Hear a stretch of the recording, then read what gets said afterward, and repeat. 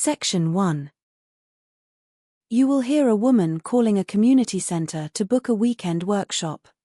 First, you have some time to look at questions 1 to 10.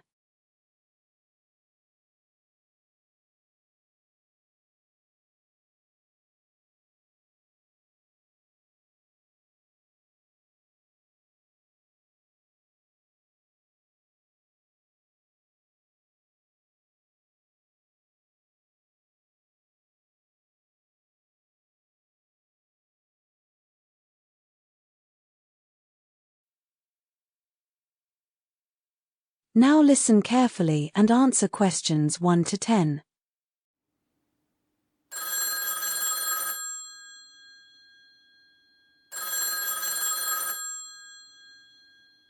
Good morning, Westfield Community Center. How can I help you? Hello. I'd like to book a place on one of your weekend workshops. Of course. Is that for the photography workshop or the creative writing workshop? The creative writing one, please. I saw the advertisement yesterday. Right. That's the one led by Sophie Clark. Oh, I thought it was David Smith. No, he usually runs the Monday evening classes. The weekend one is Sophie. Ah, okay. And is it suitable for beginners? Actually, the creative writing workshop is mainly aimed at people with some writing experience, but beginners can also join. That should be fine. Perfect. Now, can I take your name, please? Yes, it's Anna Benson. Could you spell the surname? Sure. B-E-N-S-O-N. Thank you. And your address? It's 42, Market Street. Is that in Westfield? Yes. What's the postcode? It's WF4 8JL. Thanks. And your phone number? My mobile is 07794658320. That's great. Now, the workshop is on the 12th and 13th of October.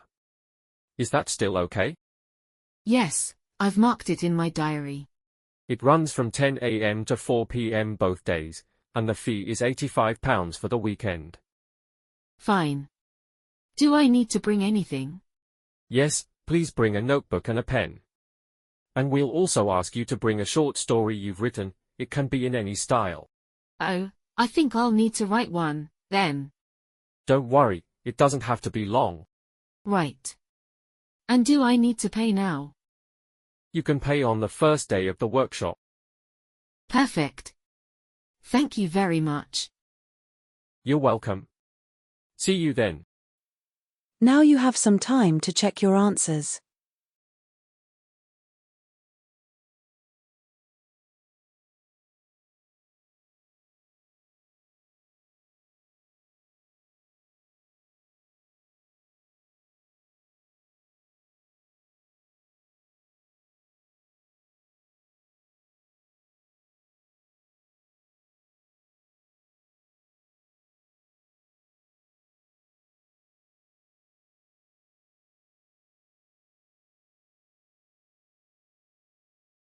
Section 2. You will hear a guide giving information to visitors at a city museum. First, you have some time to look at questions 11 to 15.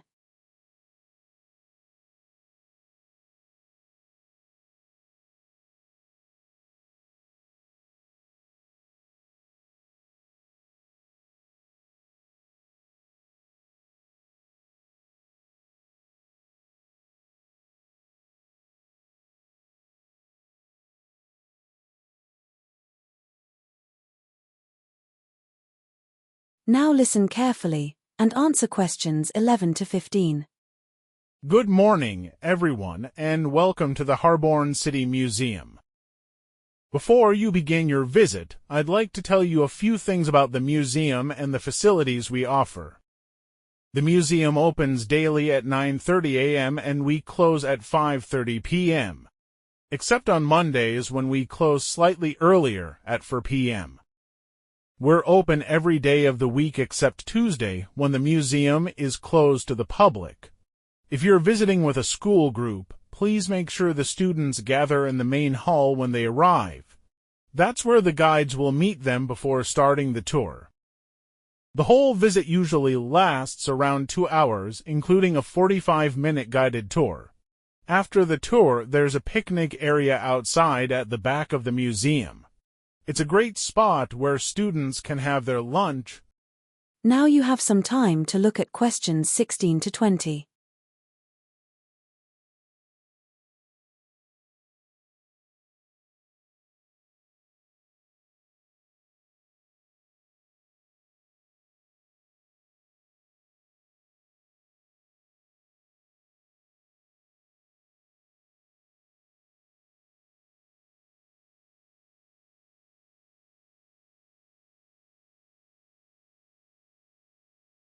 Now, listen carefully and answer questions 16 to 20. Now, about what you can bring inside. You are not allowed to bring food into the museum. However, you may take bottled water with you.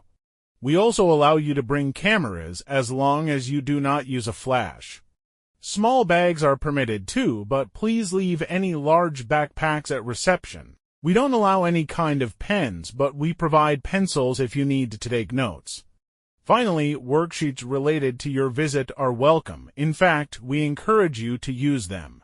As for activities after the tour, there are several options. At present, we offer a chance to draw some of the exhibits, which many students enjoy. They can also try finding replica dinosaur eggs in the special fossil area. A few people have asked about our new film sessions, but these will not be running until next month. We don't currently have any model building workshops, and although computer games have been discussed, we've decided not to introduce them for now. I hope you have a great time visiting the museum today. Now you have some time to check your answers.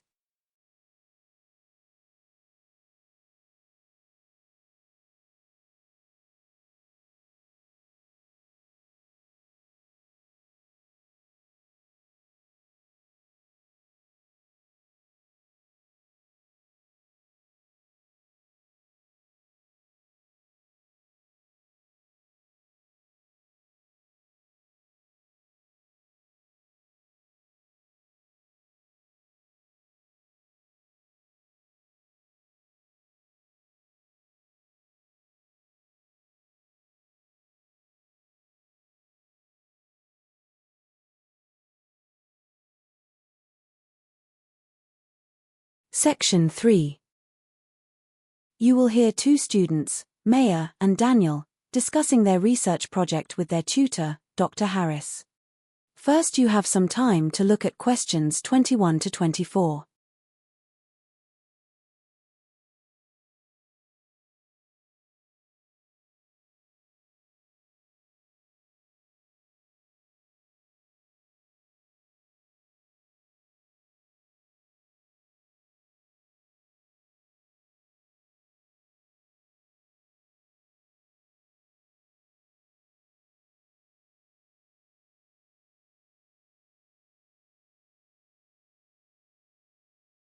Now listen carefully and answer questions 21 to 24.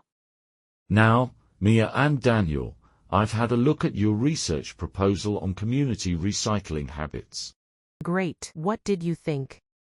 Well, overall, it's a good start, but I think some sections need reorganizing. Which parts? The introduction is fine, but I'd suggest moving the background information on local recycling schemes into the literature review section. Right, we'll do that. Also, a contents page would make the structure clearer. Of course, we can easily add that. Is the language okay? It's mostly good, but try using shorter sentences. It'll make your points easier to follow. Got it. We were a bit unsure about the headings we used. They're mostly fine, but you should make sure that each section starts with a clear subheading. Okay. Now, how did you decide on the topic of community recycling? I guess it started when we both volunteered at the local recycling center. And I read an article about recycling rates in different towns. It really caught my interest. Ah, that explains your focus. Good. Now you have some time to look at questions 25 to 30.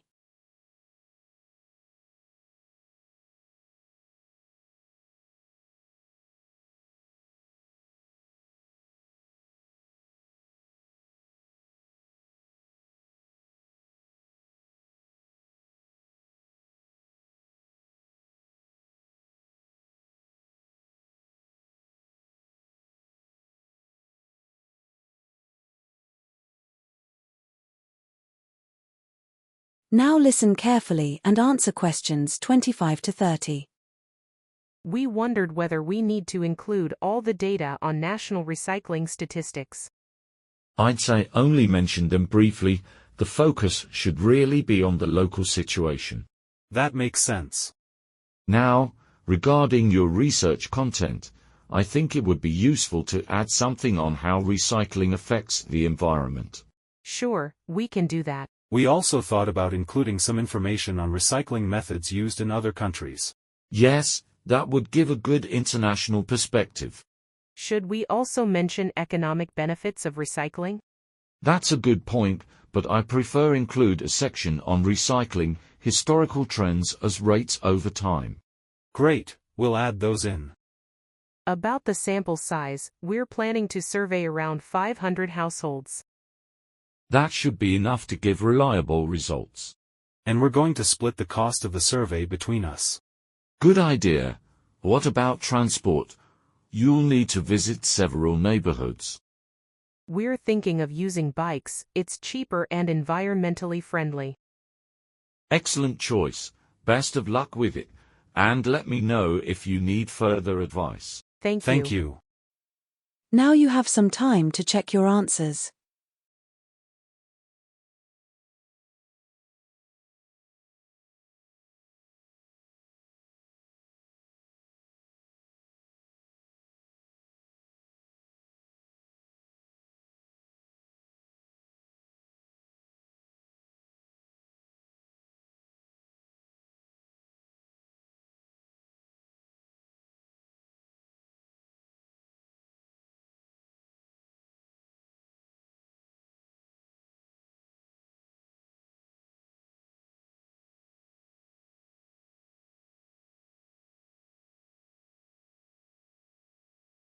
Section 4.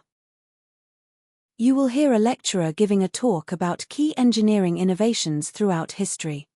First, you have some time to look at questions 31 to 40.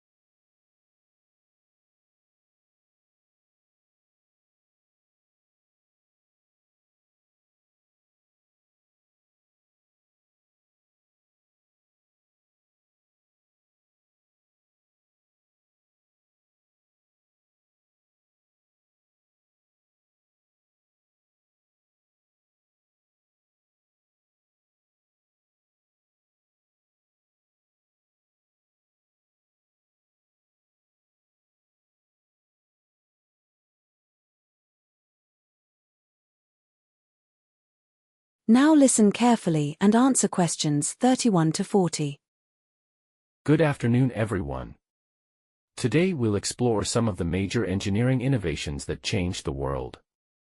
We begin with bridges, and one of the earliest forms was the arch bridge. The Romans were famous for their use of arches, which provided both strength and durability. This design allowed them to build roads and aqueducts across long distances.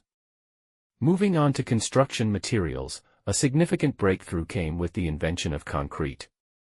The Romans again were pioneers here, using a form of concrete that could even set underwater. In transportation, the invention of the steam engine in the 18th century revolutionized travel and trade. It powered trains, ships, and even some early industrial machinery. Around the same time, the canal system was developed extensively, particularly in Britain. This provided a highly efficient way to move heavy goods before the arrival of railways.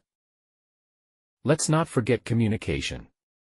The telegraph, invented in the 19th century, allowed messages to be sent over great distances in minutes instead of days. This changed the way businesses operated and even how wars were fought. Then came the telephone, a device that transformed personal and business communication. Alexander Graham Bell is most often credited with its invention. In the 20th century, engineering also transformed aviation. The first successful flight of a powered aircraft by the Wright brothers opened a whole new chapter in transport history. Now, about materials again. The discovery of steel as a reliable building material allowed for the construction of skyscrapers and large ships. Unlike iron, steel was both strong and flexible, making it ideal for large structures. And finally, in recent decades, computers have reshaped not only engineering but virtually every field of human activity. With advanced software and design tools, engineers today can simulate and test complex systems with ease. All of these innovations show how engineering advances have gone hand in hand with human progress.